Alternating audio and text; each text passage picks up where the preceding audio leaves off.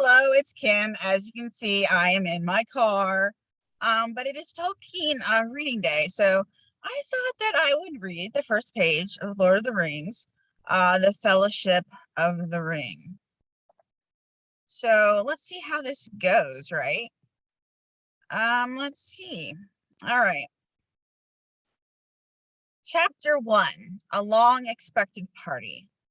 When Mr. Bilbo Baggins of Bag End announced that he would shortly be celebrating his 11th birthday with a party of special magnificence, there was much talk and excitement in Hobbiton.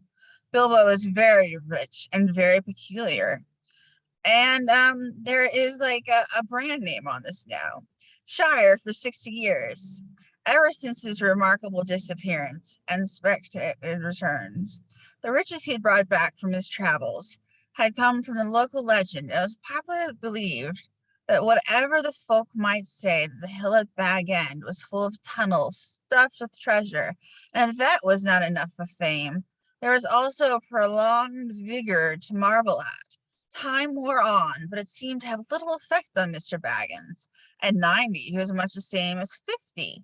At 99, they began to call him well-preserved, but unchanged would have been nearer the mark. There were some that shook their heads and thought there was too much of a good thing. It seemed unfair that anyone should possess apparently perpetual youth as well as reputedly inexhaustible wealth. It will have to be paid for, they said. It isn't natural, and trouble will come of it. But so far, trouble had not come, and Mr. Baggins was generous with his money. Most people were willing to forgive him his oddities and his fortune. He remained on visiting terms with his relatives, except, of course, the Saxonville Bagginses, and he had many devoted admirers among the hobbits of poor and unimportant families. But he had no close friends until some of his younger cousins began to grow up. The eldest of these, and Bilbo's favorite, was Frodo Baggins. When Bilbo was 99, he adopted Frodo as his heir and brought him to live at Bag End. And the hopes of the Saxonville Bagginses were finally dashed. Bilbo and Frodo happened to have the same birthday, September 22nd. You had better come and live here, Frodo, my lad, said Bilbo one day, and then we can celebrate our birthday parties comfortably together. At that time, Frodo was still in his tweens, as hobbits called them, irresponsible 20s between childhood and coming of age at 33.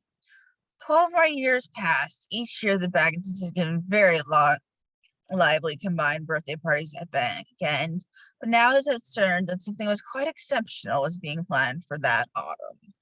All right, there you go. That was with the things that I guess you would call it little icons that were supposed to like keep it, from being stolen. But I stole it. Yeah, that's right.